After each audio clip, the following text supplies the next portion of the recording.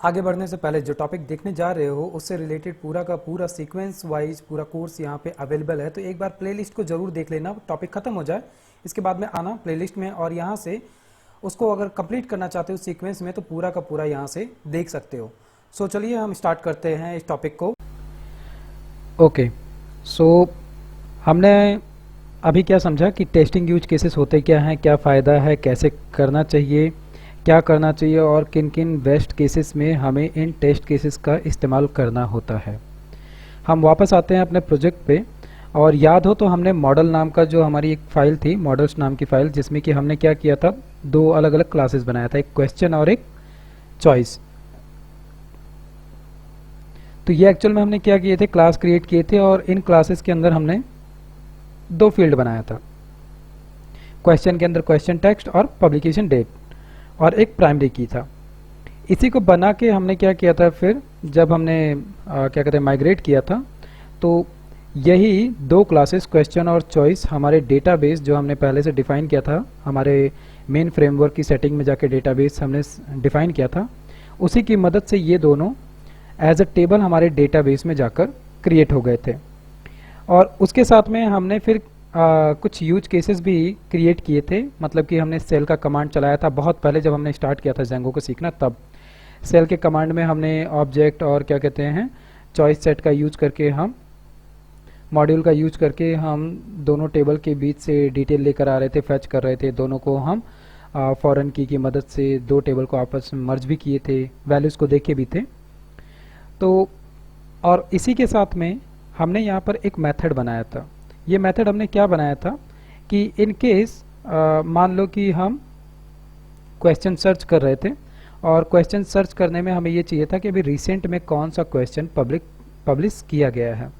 उसी के लिए यहाँ पे हमने एक छोटा सा मेथड बनाया था और इस मेथड में हमने क्या कॉन्सेप्ट क्या दिया था कि जो सेल्फ डॉट पब्लिकेशन डेट है, दैट मीन्स कि किसी भी एक क्वेश्चन की जो पब्लिकेशन डेट है उस डेट को हमने लिया और कंडीशन लगाया था कि ये पब्लिकेशन डेट अगर ग्रेटर देन या इक्वल टू है किससे, अभी करंट में जो टाइम है हमने उसको निकाल लिया और उसको हमने ठीक माइनस कर दिया किससे, एक दिन से।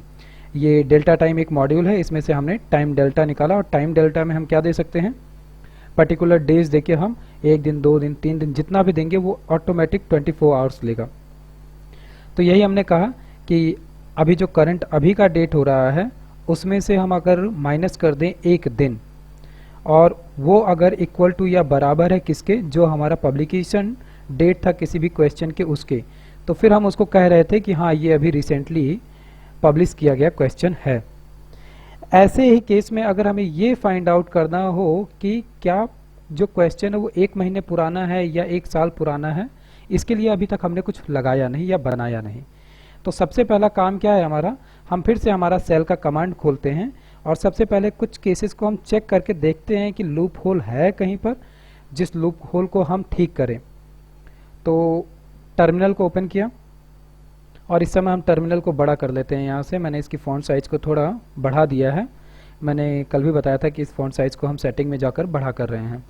तो सिंपली इसके लिए क्या करना होगा, यहाँ से सेटिंग में जाओ और टर्मिनल फ़ॉन्ट वहाँ पर जाकर सर्च करो, आराम से मिल जाएगा।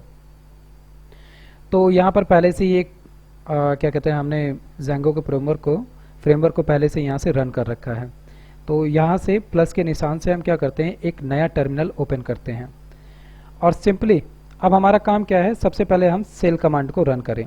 तो जैसे हम पाई मैनेज रन करते हैं वैसे ही यहाँ पे क्या करना पड़ेगा, पाई मैनेज डॉट पाई रन सर्वर की जगह हम सेल को ओपन करना चाहते हैं, एंटर करते हैं। ओके, नो सच फाइल और डायरेक्टरी, पाई मैनेज, ठीक है, अच्छा ठीक है, ओके सॉरी। जेंगो ट्रेनिंग जो है इसके अंदर असल में हमारी जो मेन फ्रेमवर्क का फोल्डर है वो है माई साइट, स्पेलिंग रॉन्ग, cd माई साइट और एंटर। असल में हमारा जो फ्रेमवर्क पड़ा है वो यहाँ पर पड़ा है, इसीलिए वो जो हमने कमांड रन किया पाई मैनेज डॉट पाई और सेल वो चला नहीं, क्योंकि हम मैनेज डॉट पाई के बिहाफ पे सेल को ओपन करना चाहते हैं।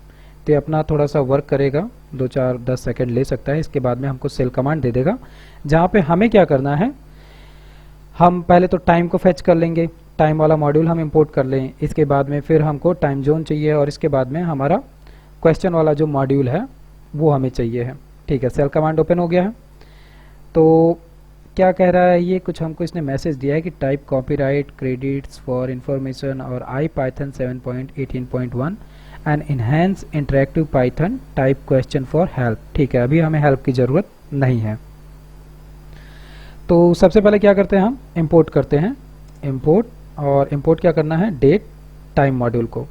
ये कलर कॉन्सेप्ट थोड़ा सा अब अलग दिख रहा होगा आपको।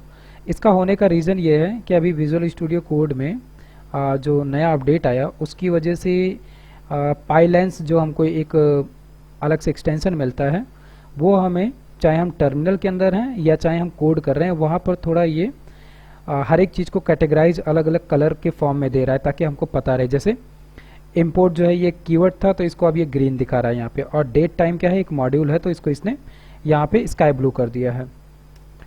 ठीक है, एंटर करते हैं, कोई एरर नहीं आया, मतलब कि हम सक्सेसफुली डेट टाइम को इंपोर्ट कर लिए।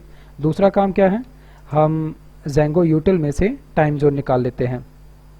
तो फ्रॉम जेंगो डॉट यूटिल्स, ये तो याद ही होगा क्योंकि इसका यूज़ हमने हमारे व्यू में बहुत बार किया था और उससे पहले हमने सेल कमांड में भी किया था।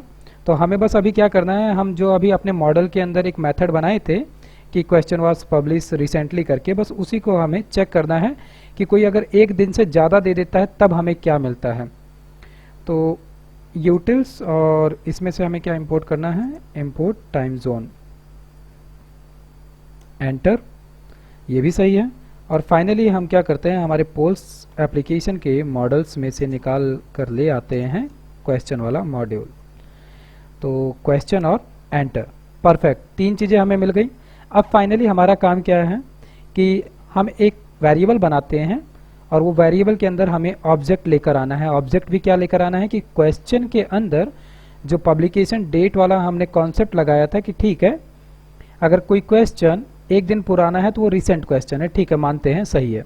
लेकिन कोई क्वेश्चन अगर 30 दिन पुराना है, पब्लिश किया गया है, तब क्या होगा उसके साथ। तो हम वेरिएबल देते हैं future question, future underscore question equal to, और हमारे पास मॉड्यूल है क्वेश्चन का। इसके अंदर सिंपली हमें क्या करना है, हमें पता है कि एक हमारे पास है पब डेट नाम का कॉलन।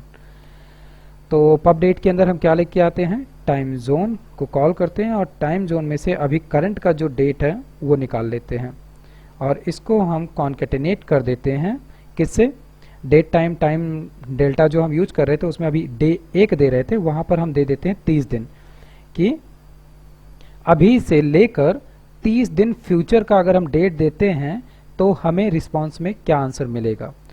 तो date time dot time delta delta, और टाइम डेल्टा के अंदर हम क्या दे सकते हैं, हम इसके अंदर एक ही आर्ग्यूमेंट दे रहे हैं अभी तक, डेज इक्वल टू 30। ये हमने पहला बॉक्स बंद किया किसका, डेज वाला, और इसके बाद में फाइनली दूसरा बॉक्स बंद कर देते हैं किसका, पब डेट का। ये एक चीज़ इन्होंने और अपडेट कर दी है, अदरवाइज ये पहले हमें सजेशन नहीं देता था। यहाँ पे व्हाइट कलर का सिंबल मिल गया कि ठीक है, आपने पहला जो ब्रैकेट बंद किया वो डेज का था और दूसरा वाला जो था क्वेश्चन मॉड्यूल का आपने ब्रैकेट बंद किया। फाइनली सिनेरियो समझ में आया कि हम यहाँ पर एक वेरिएबल क्रिएट किए जिसके अंदर हमने क्या किया कि क्वेश्चन मॉड्यूल में से हमने जो पब्लिकेशन डेट था उसमें हमने ये सर्च करना है कि अगर आज की डेट में प्लस 30 दिन और कर दें तो क्या इसका रिस्पांस हमें क्या मिलता है, क्या इसको वो फ्यूचर क्वेश्चन कहेगा कि नहीं कहेगा। एंटर करते हैं। अब फाइनली हमें क्या चेक करना है, हमने जो एक मॉड्यूल बनाया था, याद है ना, क्वेश्चन के अंदर हमने पब्लिकेशन डेट बना रखा है, इसको थोड़ा सा मिनिमाइज करते हैं, यही जो वॉज पब्लिश रिसेंटली, इसी को हमें चेक करना है कि ये हमें क्या ट्रू देता है कि फॉल्स देता है। तो हमारे पास क्या है, फ्यूचर क्वेश्चन है, तो हम फ्यूचर क्वेश्चन को लेते हैं, फ्यूचर क्वेश्चन, और डॉट क्या कॉल करना है हमें मॉडल में से, वॉज पब्लिश्ड, तो वॉज पब्लिश्ड और अंडरस्कोर रिसेंटली। इसको एंटर करने से हमें क्या मिलना चाहिए, ट्रू तो मिलना ही नहीं चाहिए। क्यों? क्योंकि ये क्वेश्चन रिसेंट का नहीं है, ये क्वेश्चन तो फ्यूचर का है। एंटर किया हमने, क्या मिला आउटपुट हमें? ट्रू मिल गया। दैट मीन्स कि यहाँ पर एक प्रॉब्लम है कि अगर हम चेक करने जा रहे हैं कि क्वेश्चन जो है वो फ्यूचर का है कि रिसेंट का है, तो यहाँ पर ये चाहे रिसेंट का हो, चाहे 10 दिन, 20 दिन, 25 दिन का बाद का हो, वो हमें रिसेंट क्वेश्चन में ही कह रहा है। तो यहाँ पर हमें क्या करना पड़ेगा? इस प्रॉब्लम को हमें सॉल्व करने के लिए टेस्ट केस बनाना है कि इन केस अगर यूजर ये चेक कर रहा है कि कोई क्वेश्चन है वो अगर मान लो कि 30 दिन बाद का है, तो वहाँ पर हमें क्या मिलना चाहिए कि ये फ्यूचर का क्वेश्चन है, मतलब कि इसको शेड्यूल करके रख दिया गया है, इसको शेड्यूल करके रखा गया है, अभी ये पब्लिश नहीं हुआ है, ये पब्लिश होगा। तो यहाँ पर हमें फॉल्स मिल जाना चाहिए था जब हम यूज कर रहे थे वॉज पब्लिश रिसेंटली। और फ्यूचर क्वेश्चन के लिए हम एक नया मेथड बना देंगे कि वॉज पब्लिश्ड इन फ्यूचर। तो ये काम है हमारा किसका? अब हम एक टेस्ट केस के लिए चलते हैं, इसको थोड़ा सा मिनिमाइज कर देते हैं। यहाँ का काम हमारा खत्म हुआ। जैसे अभी तक हमने हमारे फोल्डर के अंदर जब हमें टेम्पलेट की ज़रूरत पड़ी तो हमने उसके लिए टेम्पलेट नाम की फोल्डर को बनाया और उसके अंदर हमने अलग अलग टेम्पलेट्स बनाए।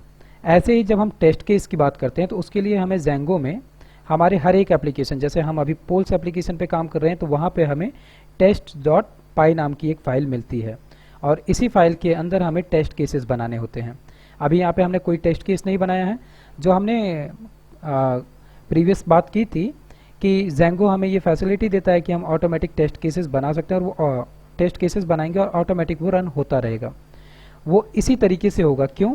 क्योंकि ज़ेंगो हमको उसके लिए पहले से ही एक स्पेसिफिक फाइल दे रहा है जिसके अंदर हम जितने भी नंबर ऑफ टेस्ट केसेस लिखेंगे वो हमेशा जिस किसी के लिए हम लिख रहे हैं जब भी वो कोड हम रन करेंगे तो वो यहाँ पर आएगा और उससे रिलेटेड वाला टेस्ट केस भी चेक करेगा। और इन केस वहाँ पर जो कुछ भी एक यानी कि बग या प्रॉब्लम कुछ भी राइज हो रहा होगा उसके लिए जो भी सूटेबल हमने यहाँ पर एक प्रिंट मैसेज शो कराया होगा या जो भी इंफॉर्मेशन शो कराया होगा वो यूज़र को मिल जाएगा। वो मिलने के साथ में उसको बहुत आसानी से समझ में आ जाएगा कि उसको क्या करना है और क्या नहीं करना है। तो नेक्स्ट काम हमारा क्या है? अब हम फाइनली इसके अंदर टेस्ट केस बनाते हैं। और टेस्ट केस के लिए अभी जैसे कि देख ही लिया है कि हम बात कर रहे हैं कि कौन सा रिसेंट क्वेश्चन है, कौन सा फ्यूचर का क्वेश्चन है मतलब कि 30 दिन बाद में वो पब्लिश होने वाला है, या कौन सा पास्ट का क्वेश्चन है मतलब कि 30 दिन पहले पब्लिश हो चुका है। इस तरीके के अगर सिनेरियो को हम सर्च कर रहे हैं तो हमें उससे रिलेवेंट वाला आंसर मिलना चाहिए कि आप जो क्वेश्चन सर्च कर रहे हो ये 30 दिन पहले पब्लिश हुआ था या जो आप सर्च कर रहे हो वो 30 दिन बाद पब्लिश होगा। तो अब हमारा काम क्या है कि हम ये टेस्ट केस यहाँ पर बनाएं। सबसे पहले एक के लिए बनाते हैं, फिर हम क्या करेंगे दूसरे, तीसरे, चौथे के लिए इसी तरीके से हम बनाएंगे। सबसे पहले हमारा काम क्या है कि हम पहले फ्यूचर क्वेश्चन को रिजॉल्व करें, फ्यूचर क्वेश्चन की प्रॉब्लम को रिजॉल्व करें। तो इसको मिनिमाइज करते हैं और नेक्स्ट काम हमारा है कि हम फ्यूचर क्वेश्चन के लिए टेस्ट केस बनाते हैं।